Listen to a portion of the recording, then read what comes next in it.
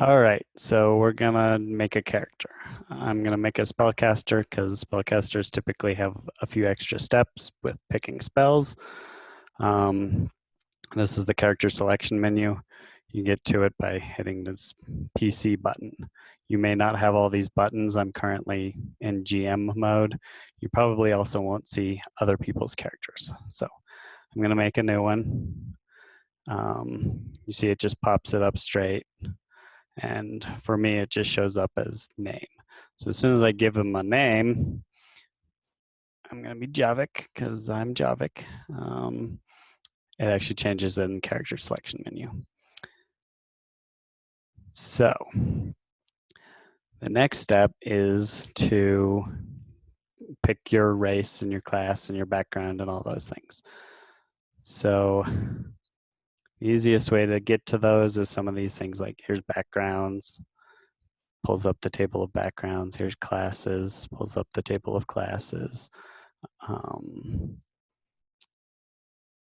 And here's races. All right, so, and if you didn't catch that, that was in library. It should be in the bottom right. And then you select the player's handbook. All right, so I'm gonna make a gnome. I just grab that little shield, I drag it over here and drop it on my spreadsheet. It asks me for to pick a sub race. I don't actually know. Forest gnome, I guess. And then I was gonna make a wizard. So drag wizard over to class and level. And then it's gonna ask me proficiency. Pick which skills you wanna be proficient in. I guess I'll be proficient in medicine and insight. Okay. So I'm done with classes for the moment. I'm done with races. For background, there's quite a few options. I'll go with Sage. That sounds like a very wizardy background to choose. That should have brought up. So it gave me Arcana and History as proficiencies. You can see that over here. I'm now proficient in Arcana and History, and I chose Medicine and Insight. So the languages, two of my choice, it probably just put it, yeah, just added it here as two of my choice. So I'll edit this and I'll be proficient in Draconic and Dwarven as well, just for. If you ever have to delete something, like I hit enter and it made a new line, it's a couple of steps like that. Okay, so that's the bare bones. If you're not a spellcasting class, then you're just gonna try and do inventory. So we're gonna go to equipment and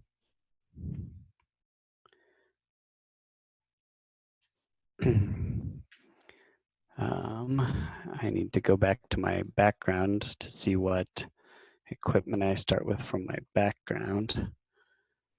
So I start with this stuff listed here, and so I'll just drag it.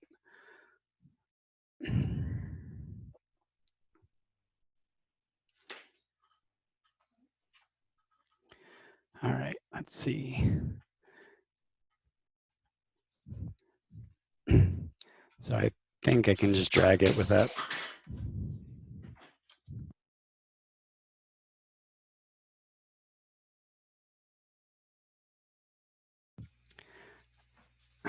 So you can't just drag it onto your character sheet. You have to drag it onto the equipment section, I guess.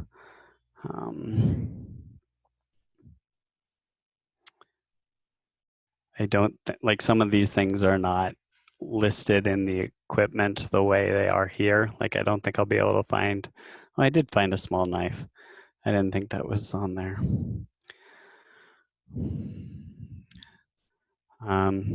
But yeah, that's how you get stuff. There's also equipment that you get from your class. And so open my class up again. It's got a lot more information on this page.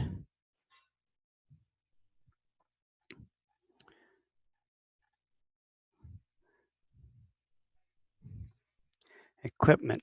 So I should start with a Scholars Pack or an Explorers Pack if you want to know what comes in that, because they come with stuff. You can click on the little shield. It'll pop up with what's in it.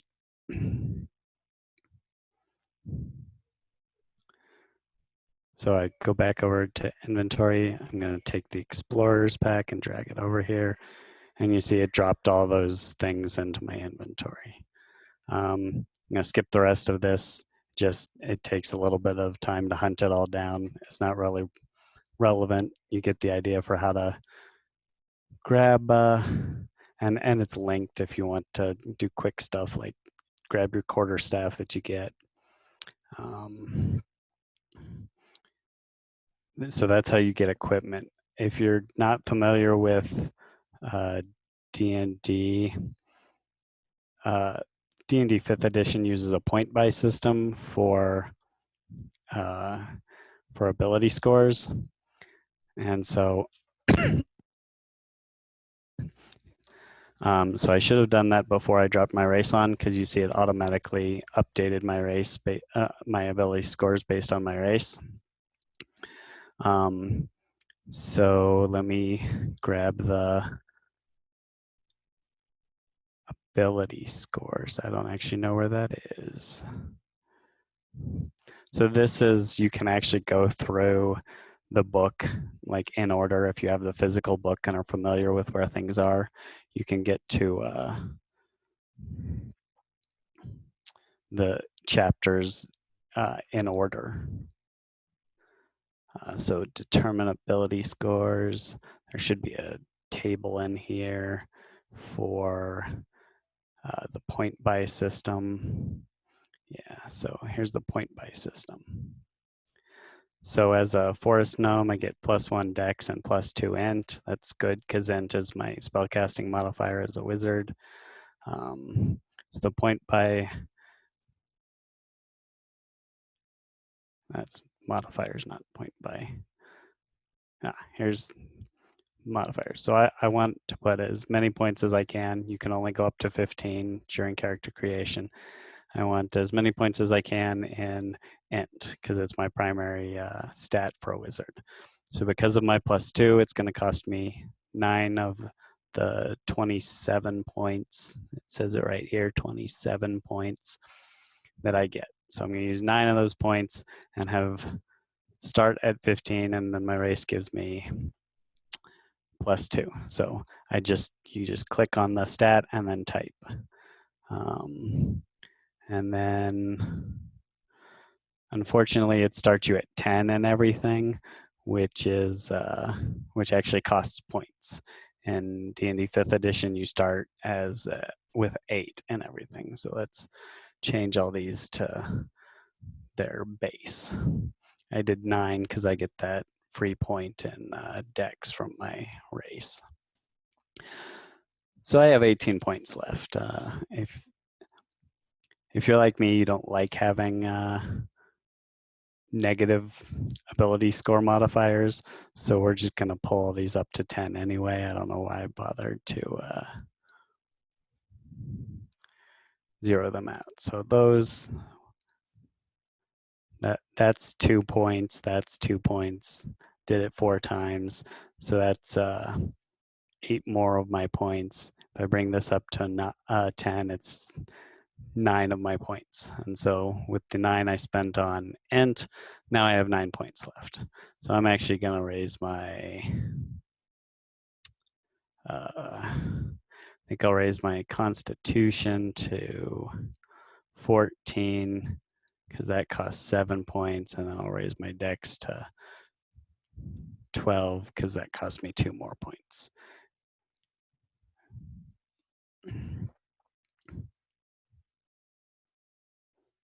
I might have added wrong. Anyway, you get the idea. Ability score point costs. So I've got my ability scores. It automatically filled in most of this for me. I've got my skills. It automatically fills in the total.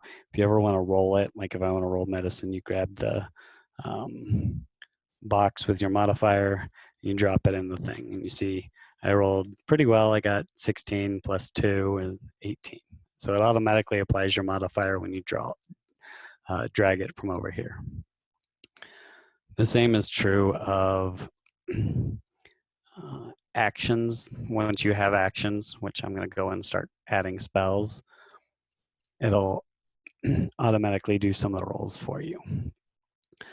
So you may have noticed back here on abilities, I have spell casting as an ability. And it has a quick link to wizard spells, which is good because I need to pick some. At first level, I know 3 cantrips, so I should pick some cantrips. Let me come back over here. I want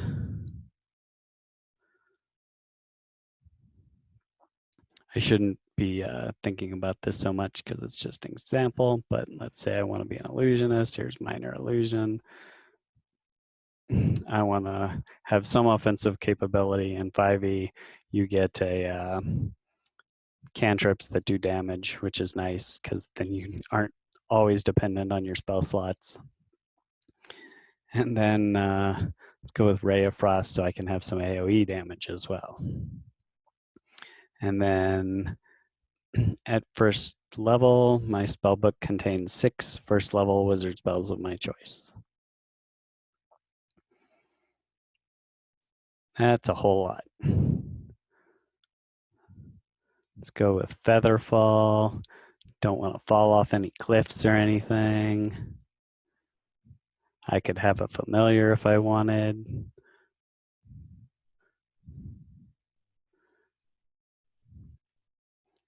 Magic Missile is just a classic.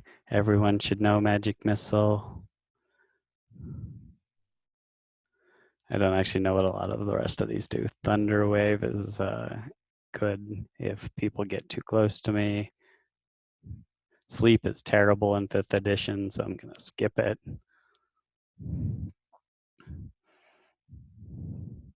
Whatever. So yeah, this is how you pick spells. You just kind of drag them over.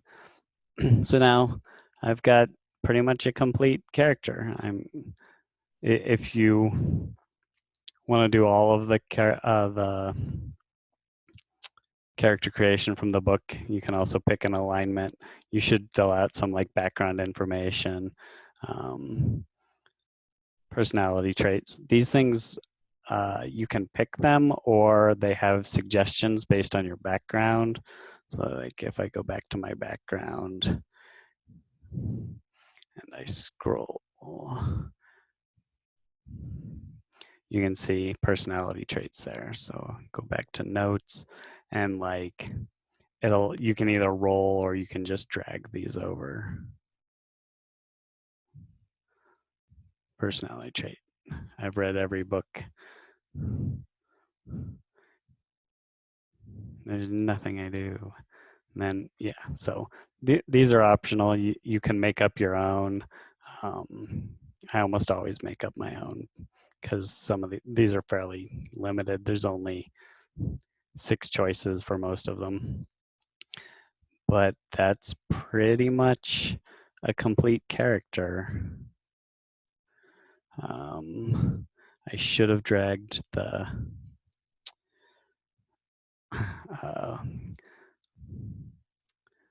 should have dragged that quarterstaff onto my character so I could show you how it'll show up as an action. So my class told me I started with a quarterstaff, so now I have my quarterstaff. It should show up in actions as a weapon. So I've got this. I definitely missed. Let's try that again. All right, so I rolled a 15. Maybe I hit something. Now I'll roll damage. I actually did good damage.